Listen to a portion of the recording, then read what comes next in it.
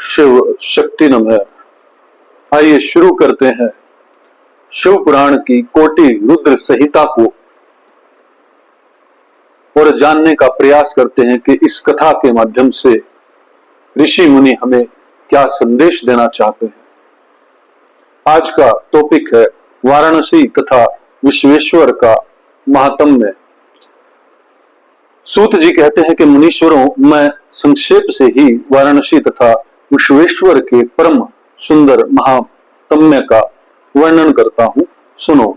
एक समय की बात है कि पार्वती देवी ने लोकहित की कामना से बड़ी प्रसन्नता के साथ भगवान शिव से अविमुक्त क्षेत्र और अविमुक्त लिंग का महामत्य पूछा।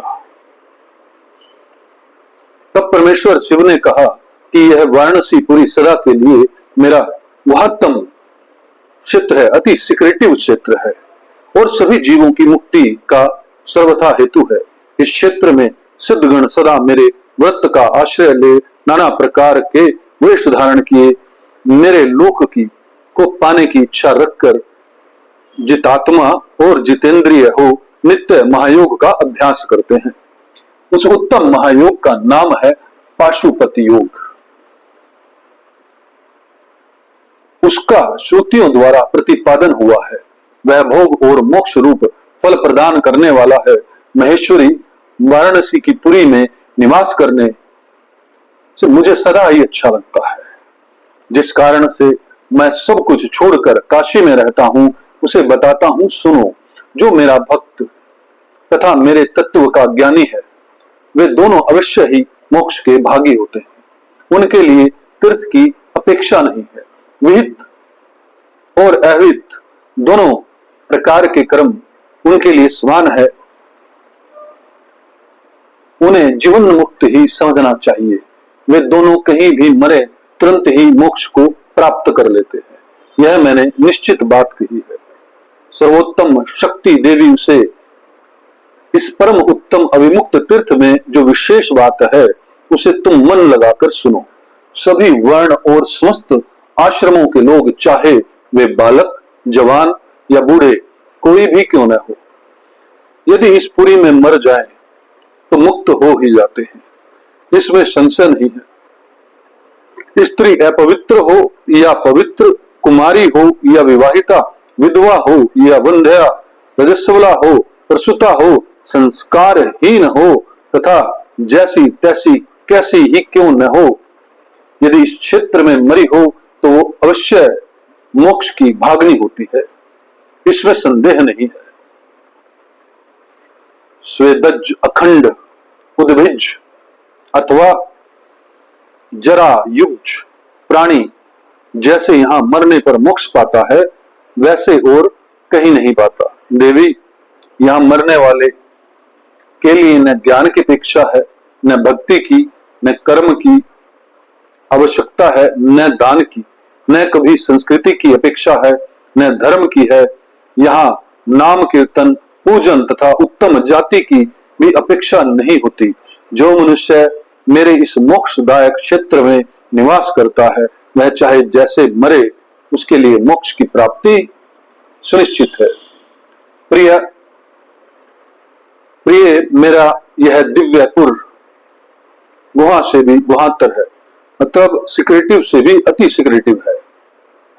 ब्रह्मा आदि देवता भी इसके महात्म्य को नहीं जानते, इसलिए यह महान क्षेत्र अविमुक्त नाम से प्रसिद्ध है, क्योंकि नैमिष आदि सभी तीर्थों में यह श्रेष्ठ है।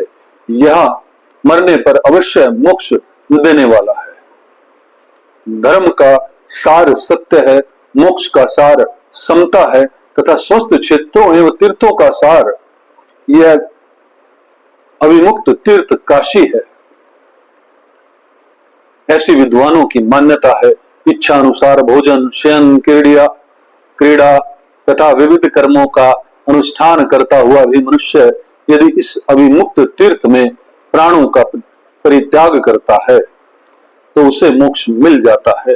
जिसका चित्त विषयों में आसक्त है और जिसने धर्म की रुचि त्याग दी है वह भी इस क्षेत्र में मृत्यु को प्राप्त होता है तो पुनः संसार बंधन में नहीं पड़ता।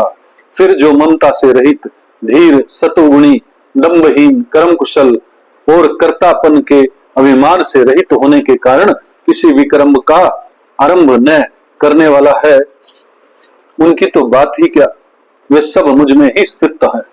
इस काशीपुरी में शिव भक्तों द्वारा अनेक शिवलिंग स्थापित किए गए हैं। पार्वती वे संपूर्ण अभिष्टों को देने वाले तथा मोक्षदायक है। चारों दिशाओं में 5-5 कोस फैला हुआ यह क्षेत्र अभिमुक्त कहा गया है। वह सब ओर से मोक्षदायक है। जीव को मृत्यु काल में यह क्षेत्र उपलब्ध हो जाए तो उसे अवश्य मोक्ष की प्राप्ति होती है। यदि निष्पाप मनुष्य काशी में मरे तो उसका तत्काल मोक्ष हो जाता है, और जो पापी मनुष्य मरता है वह काय विहों को प्राप्त होता है। उसे पहले यातना का अनुभव करके ही पीछे मोक्ष की प्राप्ति होती है। सुंदरी जो इस अभिमुक्त क्षेत्र में पातक करता है वह हजारों वर्षों तक भैरवी यातना पाकर पाप का फल भोगने के पश्चात ही मोक्ष पाता है। सप्तकोटि कल्पों में भी अपने लिए अपने किए हुए कर्म का क्षय नहीं होता। जीव को अपने द्वारा किए गए शुभाशुभ कर्म का फल अवश्य ही भोगना पड़ता है। केवल अशुभ कर्म नरक देने वाला है, केवल शुभ कर्म स्वर्ग की प्राप्ति कराने वाला होता है, तथा शुभ और अशुभ दोनों कर्मों से मनुष्य योनि की प्राप्ति बताई गई है। अशुभ कर्म की कमी और शुभ कर्म की अधिकता होने पर उत्तम जन्म प्राप्त होता है। शुभ कर्म की कमी और अशुभ कर्म की अधिकता होने पर यहाँ अधम जन्म की प्राप्ति होती है। पार्वती जब शुभ और अशुभ दोनों ही कर्मों का क्षय होता है तभी जीव को सदा मोक्ष प्राप्त होता है। यदि किसी ने पूर्व जन्म में आदर पूर्वक काशी का दर्शन किया है तभी उसे इस जन्म में काशी में पहुंचकर मृत्यु की प्राप्ति होती है। जो मनुष्य काशी में जाकर गंगा जी में स्नान करते हैं उसके क्रियमाण और संचित कर्म का नाश हो जाता है, परंतु प्रारब्ध कर्म भोगे बिना नष्ट नहीं होता। यह निश्चय बात है। जिसकी काशी में मुक्ति हो जाती है उसके प्रारब्ध कर्म का भी क्षय हो जाता है।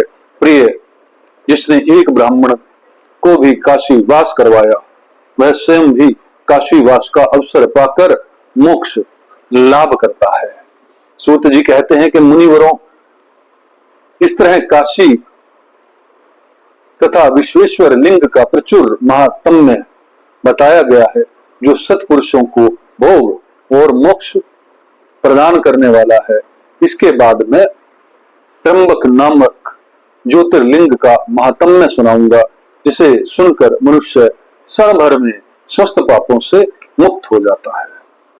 इसी में एक और टॉपिक लेते हैं जो त्र्यंबक ज्योतिर्लिंग के प्रसंग में महर्षि गौतम के द्वारा किए गए परोपकार की कथा।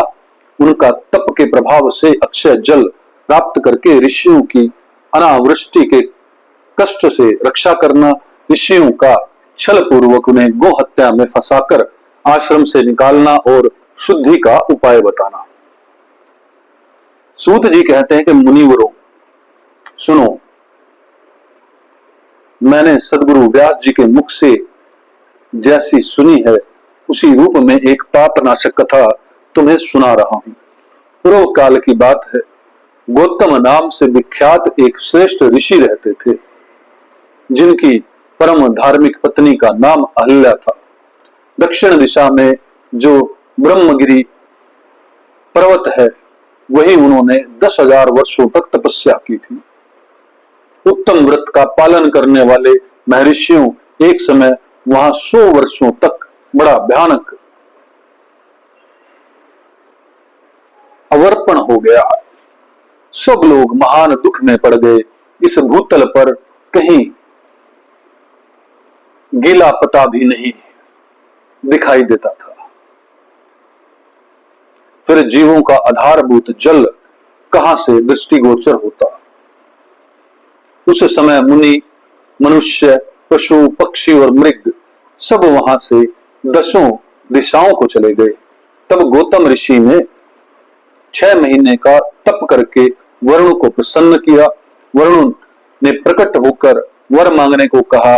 ऋषि ने वृष्टि के लिए प्रार्थना की। वरुण ने कहा, देवताओं के विधान के विरुद्ध बारिश न करके मैं तुम्हारी इच्छा के अनुसार तुम्हें सदा अक्षय रहने वाला जल देता हूं। तुम एक गड्ढा तैयार करो। उनके ऐसा कहने पर गौतम ने एक हाथ गहरा गड्ढा खोदा और वरुण ने उसे दिव्य जल द्वारा भर दिया तथा परोपकार से सुशोभित होने वाले मुनि श्रेष्ठ गौतम से कहा, महामुने, कभी क्षीण न होने वाला यह जल तुम्हारे लिए तीर्थ रूप होगा और पृथ्वी पर तुम्हारे ही नाम से इसकी ख्याति होगी। यहाँ किए हुए दान, होम, तप, देव पूजन तथा पितरों का श्राद्ध सभी अक्षय होंगे। ऐसा कहकर उन महर्षि ने प्रशंसित हो वरुण देव अंतर ध्यान हो गए। उस जल के द्वारा दूसरों का उपकार करके महर्षि गौतम को भी बड़ा सुख मिला। महात्मा पुरुष का आश्रय मनुष्यों के लिए महत्व की ही प्राप्ति कराने वाला होता है। महान पुरुष ही महात्मा के उस स्वरूप को देखते और समझते हैं, दूसरे अदम्य मनुष्य नहीं।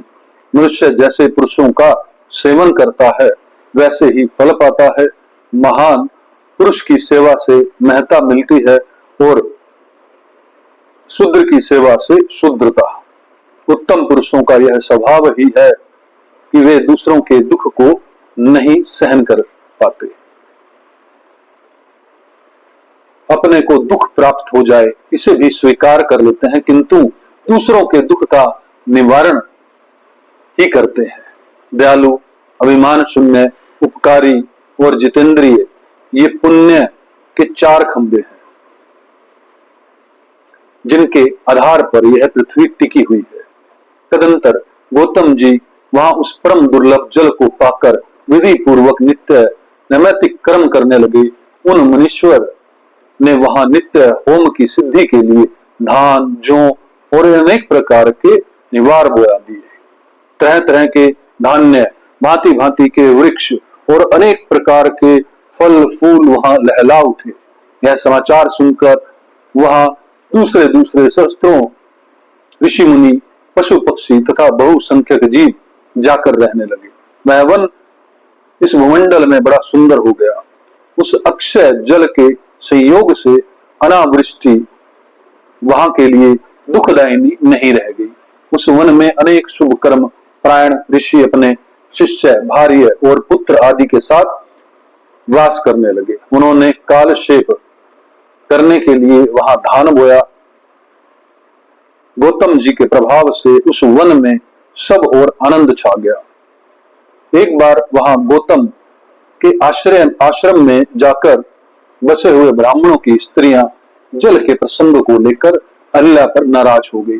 उन्होंने अपने पतियों को उकसाया। उन लोगों ने गौतम का अनिष्ट करने के लिए गणेश की आराधना की। भक्त पराधीन गणेश जी ने प्रकट होकर वर मांगने के लिए कहा। तब वे बोले, भगवान, यदि आप हमें वर देना चाहते हैं तो कोई ऐसा उपाय कीजिए जिससे समस्त ऋषि डांट फटकार कर गौतम को आश्रम से बाहर निकाल दें। गणेश जी ने कहा, ऋषियों, तुम सब लोग सुनो। इस समय तुम उचित कार्य नहीं कर रहे हो। बिना किसी अपराध के उन पर क्रोध करने के कारण तुम्हारी हानि ही होगी। जिन्होंने पहले उपकार किया हो यदि उन्हें दुख दिया जाए तो वह अपने लिए हितकारक नहीं होता। जब उपकारी को दुख दिया जाता है तब उससे इस जगत में अपना ही नाश होता है। ऐसी तपस्या करके उत्तम फल की सिद्धि की जाती है। स्वयं ही शुभ फल का परित्याग करके अहितकारक फल को नहीं ग्रहण किया जाए। ब्रह्मा जी ने जो यह कहा है कि असाधु कभी साधुता को और साधु कभी असाधुता को ग्रहण नहीं करता, यह बात निश्चय ही ठीक जान पड़ती है। पहले उपवास के कारण जब तुम लोगों को दुख भोगना पड़ा था तब महर्षि गौतम ने जल की व्यवस्था करके तुम्हें सुख दिया था।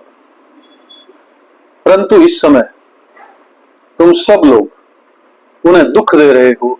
संसार में ऐसा कार्य करना कदापि उचित नहीं है। इस बात पर तुम सब लोग सर्वथा विचार कर लो। स्त्रियों की शक्ति से मोहित हुए तुम लोग यदि मेरी बात नहीं मानोगे तो तुम्हारा यह बर्ताव गौतम के लिए अत्यंत हितकारक ही होगा, इसमें संशय नहीं है। ये मुनि श्रेष्ठ गौतम तुम्हें पुनः निश्चय ही सुख देंगे, अतः उनके साथ छल करना कदापि उचित नहीं है। इसलिए तुम लोग कोई दूसरा वर मांगो। सूत जी कहते हैं कि ब्राह्मणों, महात्मा गणेश ने ऋषियों से जो यह बात कही वह यद्यपि उनके लिए हितकर थी तो भी उन्होंने इसे नहीं स्वीकार किया। तब भक्तों के अधीन होने के कारण उन्हें शिव कुमार ने कहा कि तुम लोगों ने जिस वस्तु के लिए प्रार्थना की है उसे मैं अवश्य दूंगा। पीछे जो होनहार होगी वह होकर ही रहेगी। ऐसा कहकर वे अंतर ध्यान हो गए। ईश्वरों इसके बाद उन दुष्ट ऋषियों के प्रभाव से और उन्हें प्राप्त हुए वर के कारण जो घटना घटित हुई उसे सुनो। वहां गौतम के खेत में जो धान और जौ थे उनके पास गणेश जी एक दुर्बल गाय बनकर गए। दिए हुए वर के कारण वह गो कांपती हुई वहां जाकर धान और जौ चरने लगी। इसी समय देववश गौतम जी वहां आ गए। वे दयालु ठहरे, इसलिए मुट्ठी भर तिनके लेकर उन्हीं से उस गो को हाँकने लगे। उन तिनकों का स्पर्श होते ही वह गो पृथ्वी पर गिर पड़ी और ऋषि के देखते देखते उसी क्षण मर गई। वे दूसरे दूसरे दैवी ब्राह्मण और उनकी दुष्ट स्त्रियां वहां छिपे हुए थे, सब कुछ देख रहे थे। उस गो के गिरते ही वे सब के सब बोल उठे, गौतम ने यह क्या कर डाला। गौतम भी आश्चर्यचकित हो गए। अहल्या को बुलाकर व्यथित हृदय से दुखपूर्वक बोले, देवी यह क्या हुआ, कैसे हुआ। जान पड़ता है कि परमेश्वर मुझ पर कुपित हो गए हैं। अब क्या करूं, कहां जाऊं, मुझे हत्या लग गई। इसी समय ब्राह्मण और उनकी पत्नियां गौतम को डांटने और दुर्वचनों द्वारा अहल्या को पीड़ित करने लगी। उनके दुर्बुद्धि शिष्य और पुत्र भी गौतम को बारंबार फटकारने और धिक्कारने लगे। ब्राह्मण बोले, अब तुम्हें अपना मुंह नहीं दिखाना चाहिए, यहां से जाओ जाओ। गौ हत्यारे का मुंह देखने पर तत्काल वस्त्र सहित स्नान करना चाहिए। जब तक तुम इस आश्रम में रहोगे तब तक अग्निदेव और पितर हमारे दिए हुए किसी भी हव्य कव्य को ग्रहण नहीं करेंगे। इसलिए पापी गो हत्यारे, तुम परिवार सहित यहाँ से अतन चले जाओ, विलंब न करो। सूत जी कहते हैं, ऐसा कहकर उन सब ने उन्हें पत्थरों से मारना आरंभ किया। वे गालियां दे देकर गौतम और अहल्या को सताने लगे। उन दुष्टों के मारने और धमकाने पर गौतम बोले, मुनियों मैं यहाँ से अनंत जाकर रहूंगा। ऐसा कहकर गौतम उस स्थान से तत्काल निकल गए और उन सब की आज्ञा से एक कोस दूर जाकर उन्होंने अपने लिए आश्रम बनाया। वहां भी जाकर उन ब्राह्मणों ने कहा, जब तक तुम्हारे ऊपर हत्या लगी है तब तक तुम्हें कोई यज्ञ यागादि कर्म नहीं करना चाहिए। किसी भी वैदिक देव यज्ञ या पितृ यज्ञ के अनुष्ठान का तुम्हें अधिकार नहीं रहा है। मुनिवर गौतम उनके कथा अनुसार इसी तरह एक पक्ष बिताकर उस दुख से दुखी हो बारंबार उन मुनियों से अपनी शुद्धि के लिए प्रार्थना करने लगे। उनके दीन भाव से प्रार्थना करने पर उन ब्राह्मणों ने कहा, गौतम तुम अपने पाप को प्रकट करते हुए 3 बार सारी पृथ्वी की परिक्रमा करो, फिर लौटकर यहाँ 1 महीने तक व्रत करो। उसके बाद इस ब्रह्म नगरी की 101 परिक्रमा करने के पश्चात तुम्हारी शुद्धि होगी। अथवा यहाँ गंगा जी को ले आकर उन्हीं के जल से स्नान करो तथा 1 करोड़ पार्थिव लिंग बनाकर महादेव की आराधना करो। फिर गंगा में स्नान करके इस पर्वत की 11 बार परिक्रमा करो। तत्पश्चात 100 घड़े के जल से पार्थिव शिवलिंग को स्नान कराने पर तुम्हारा उद्धार होगा। उन ऋषियों के इस प्रकार कहने पर गौतम ने बहुत अच्छा कहकर उनकी बात मान ली। वे बोले, मुनिवरों, मैं आप श्रीमानों की आज्ञा से यहाँ पार्थिव पूजन तथा ब्रह्मगिरि की परिक्रमा करूंगा। ऐसा कहकर मुनि श्रेष्ठ गौतम ने उस पर्वत की परिक्रमा करने के पश्चात पार्थिव लिंगों का निर्माण करके उनका पूजन किया। साध्वी अहल्या